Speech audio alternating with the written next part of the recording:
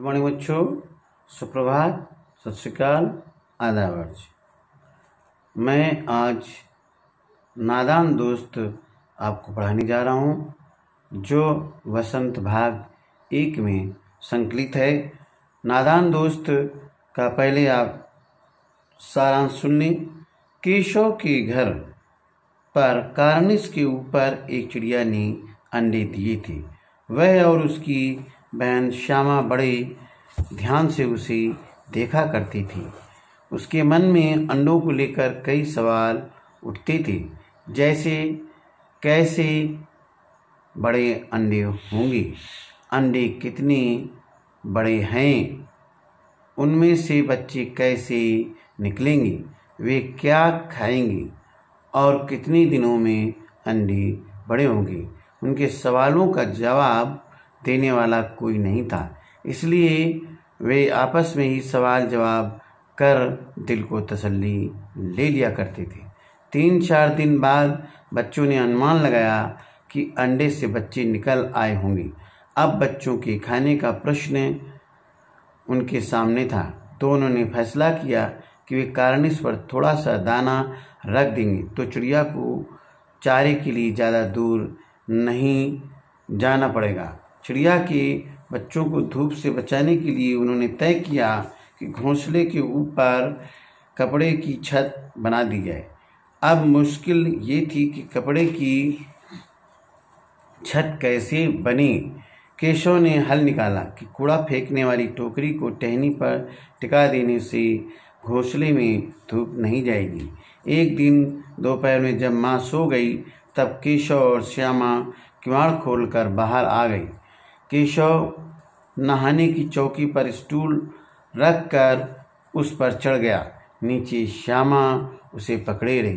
Cornish पर हाथ रखते ही दोनों चिड़ियाँ उड़ गईं। केशव ने देखा वहाँ तिनकों पर 3 अंडे पड़े हैं। उसने श्यामा से एक कपड़ा मांगा और उसे अंडों के नीचे बिछा दिया। फिर उसने टोकरी को टहनी पर टिकाकर छाया कर दी। श्यामा ऊपर चढ़कर अंडे को देखने की जिद कर रही थी। केशव ने उससे प्याली में दाना पानी मांगा और उसे कार्निस पर रखकर नीचे उतर आया। श्यामा ने ऊपर चढ़ने की जिद की तो केशव ने डांट कर कहा, अगर तू गिर पड़ी तो अम्मा जी मेरी चटनी बना देंगी। दोनों झगड़ ही रहे थे, तभी अम्मा जी आ गईं और धूप में बाहर निकलने पर उन्हें डांटने लगीं। श्यामा ने उन्हें नहीं कहा कि किवाड़ केशव ने खोला था और दोनों वहाँ क्या कर रहे थे। घर के भीतर जाकर दोनों सो गए। 4 बजे अचानक श्यामा की नींद खुली। वह बाहर आई। उसने देखा कि तीनों अंडे जमीन पर नीचे गिरे पड़े थे और वे टूट गए थे। उसने ये बात तुरंत केशव को जाकर बताई। केशव भी उन्हें देखकर मायूस हो गया। माँ ने जब टूटे अंडे देखी तो गुस्से में कहा, तुम लोगों ने अंडों को छुआ होगा। श्यामा ने सारी कहानी बता दी। अम्मा ने केशव से कहा कि छूने से चिड़िया के अंडे गंदे हो जाते हैं। चिड़िया फिर उन्हें नहीं सहती, इसलिए उसने अंडे गिरा दिए होंगे।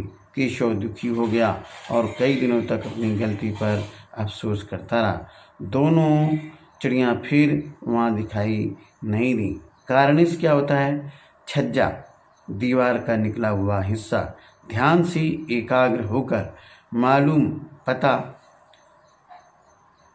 शुद्ध होश याद, सवाल प्रश्न पर पंख, जवाब उत्तर, फुर्सत खाली समय, तसल्ली सांत्वना, विद्वान जानकार, गर्व घमंड, पेचीदा मुश्किल, जिज्ञासा जानने की इच्छा, अधीर बेचैन, अनुमान अंदाजा, चारा भोजन, मुसीबत परेशानी, अंदाजा अनुमान, तकलीफ दुख कष्ट, बेचारे बलहीन, आखिर अंत में, फैसला निर्णय, प्रस्ताव सुझाव, स्वीकृत मंजूर, चाव से मन से, आँख बचाकर छुपकर, बगैर बिना, उधेड़बुन सोच विचार, हल करना रास्ता निकालना, सुराग छेद, हिकमत रास्ता उपाय, चालाक होशियार, दफ्तर ऑफिस कार्यालय, बहलाने खुश करने के लिए, दम रोके, सांस रोके, मौका, अवसर, इंतजार, प्रतीक्षा, हिफाजत, सुरक्षा, तरफ, पूर्व, वक्त, समय, वरना नहीं तो, चिथड़े, फटे हुए कपड़े, टहनी, शाखा, डाली, आहिस्ता से, धीरे से, चटनी करना, खूब पीटना, दरवाजा, किवाड़, मोहब्बत, प्रेम, हिस्सेदार, भागीदार, एकाएक, अचानक, संयोग से, सहसा, अनायास, उल्टे पांव दौड़ना, देखती दौड़ पड़ना, चीज, सामान, वस्तु, चेहरे का रंग उड़ना, डर जाना, सहमी हुई, डरी हुई, उजला, सफेद, सोटी, छड़ी, गुस्सा, क्रोध, तरस, दया, सजा, दंड, छेड़ा, छूना, भीगी बिल्ली बनना, डर जाना, रोनी सूरत, रोने जैसा चेहरा बनाना, अफसोस, दुख, हिफाजत, सुरक्षा, चूक, प्रयास, सत्यानाश, नष्ट, थामना, पकड़ना। अब देखिए, इस तरह से आपने नादान दोस्त पढ़ा और नादान दोस्त में आपके जो कहानी में जो प्रश्न आए उनको जरा समझ लें। अन्नों के बारे में केशव और श्यामा के मन में किस तरह के सवाल उठते थे, वे आपस में ही सवाल जवाब करके अपने दिल को तसल्ली क्यों दे दिया करती थी।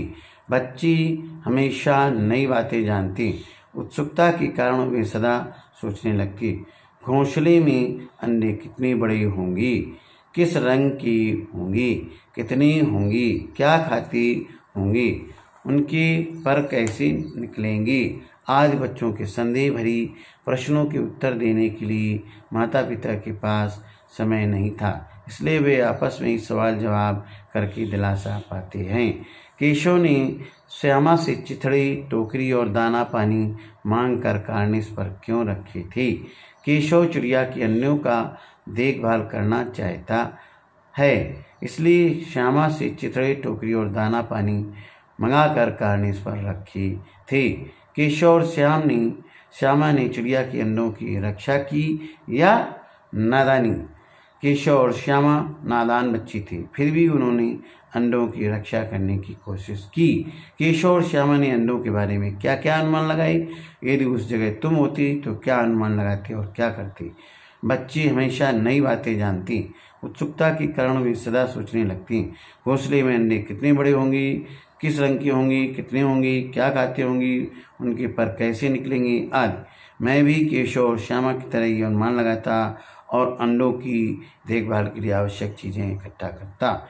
माँ की सोती केशव और श्यामा दोपहर में बाहर क्यों निकल आई। माँ के पूछने पर भी दोनों में किसी ने किवाड़ खोलकर दोपहर में बाहर निकलने का कारण क्यों नहीं बताया। माँ की सोती केशव और श्यामा दोपहर में चिड़िया के अंडों को देखने के लिए बाहर निकल आए। माँ के पूछने पर भी दोनों में से किसी ने किवाड़ खोलकर दोपहर में बाहर निकलने का कारण इसलिए नहीं बताया कि माँ उन्हें डांटेगी। माँ उन्हें प्रेमचंद ने इसने कहानी का नाम नादान दोस्त रखा। तुम इसे क्या शीर्षक देना चाहोगी। बच्चों की नादानी। तो इस तरह से आपने नादान दोस्त बात पढ़ा, इसको आप पुनरावृत्ति करें, गृह कार्य करें और बने रहिए नेक्स्ट वीडियो के साथ। नादान दोस्त पढ़ें और इससे शिक्षा लें कि हमें कभी भी पक्षियों के मामले में दखलंदाजी नहीं करनी चाहिए। उनकी सेफ्टी सिक्योरिटी वो स्वयं करती हैं, प्रकृति स्वयं करती है। धन्यवाद। जय हिंद, जय भारत। बने रहिए नेक्स्ट वीडियो के साथ।